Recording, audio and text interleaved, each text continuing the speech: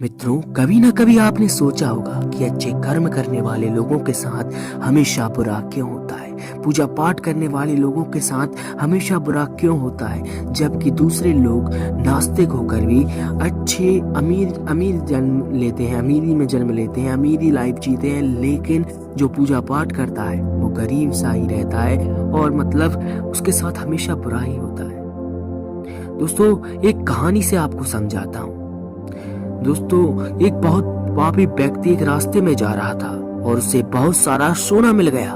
उसी रास्ते से एक अच्छे आदमी भी जा रहा था। उसे एक कांटा लग गया और वह जमीन पर गिर गया। उस स्थान पर कुछ लोगों ने सोचा कि वह बहुत गलत हुआ और दोनों आदमियों की कुंडली ले जाकर एक पंडित को दिखाई। पंडित ने कहा कि पापी व्यक्ति का भाग्य राजा बनना था, लेकिन उसके पाप के कारण अब उसे सिर्फ इतना ही सोना मिला। उस भले और धर्मात्मा व्यक्ति के जीवन का आज आखिरी दिन था, लेकिन उसके अच्छे कर्मों की वजह से वह बच गया। देखिए, यही है मेन उद्देश्य। आपको छोटी छोटी जो तकलीफें आती हैं वो छोटी तकलीफें नहीं, दरअसल वो बहुत बड़ी तकलीफें होती हैं, लेकिन आपके पुण्य कर्मों के कारण वो छोटी सी बनकर रह जाती है। क्या बुरे कर्मों से बचा जा सकता है? शास्त्रों में कहा गया है कि हर व्यक्ति को अपने अच्छे और बुरे कामों का परिणाम भुगतना होगा। नेक कामों से अच्छे फल मिलते हैं और बुरे कामों से बुरे फल मिलते हैं। हमें अच्छे और बुरे दोनों कामों का परिणाम भोगना ही होगा। भगवान श्री कृष्ण ने भगवत गीता में कहा है कि कर्म की गति को समझना आसान नहीं है।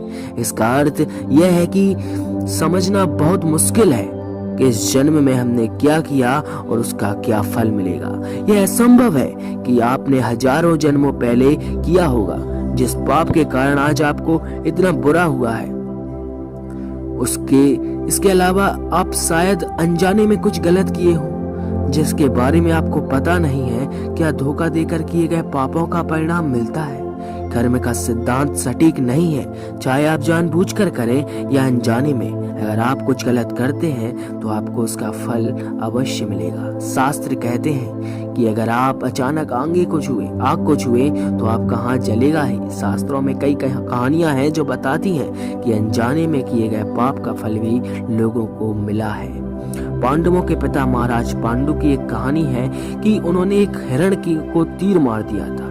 वे उस समय नहीं जानते थे कि एक ऋषि ने हिरण का रूप लिया था और उनको श्राप दे दिया था, जिसके कारण वे बाद में मर गए। सहस्त्रों शास्त्रों के अनुसार क्षत्रिय राजाओं को शिकार करने की अनुमति थी और हिरण को मारना कोई पाप नहीं था, लेकिन पांडु को पता नहीं था कि वे एक ऋषि थे, इसलिए उन्हें इतना बुरा श्राप मिला कि वे मर गए। पाप से बचने के लिए क्या करें? श्रीमद् भगवत गीता में भगवान कहते हैं कि कर्म और उसके फलों को समझना बहुत कठिन है, लेकिन प्रत्येक व्यक्ति अपने कर्मों के फल अवश्य प्राप्त करता है। श्रीमद् भगवत गीता के अध्याय 18 में भगवान श्री कृष्ण ने कहा है कि सभी धर्मों को छोड़कर मेरी शरण में आओ और मैं तुम्हें सभी पापों से मुक्त कर दूंगा। यानी कि भक्ति ही सभी पापों का नाश करती है। तो दोस्तों, ये वीडियो आपको कैसी लगी?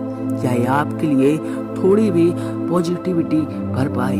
यदि आपके अंदर थोड़ी भी पॉजिटिविटी आई है तो आप चैनल को सब्सक्राइब जरूर कीजिएगा और ऐसी और वीडियोस को देखना चाहते हैं तो subscribe the channel, like the video and comment me for next video. जय श्री राम।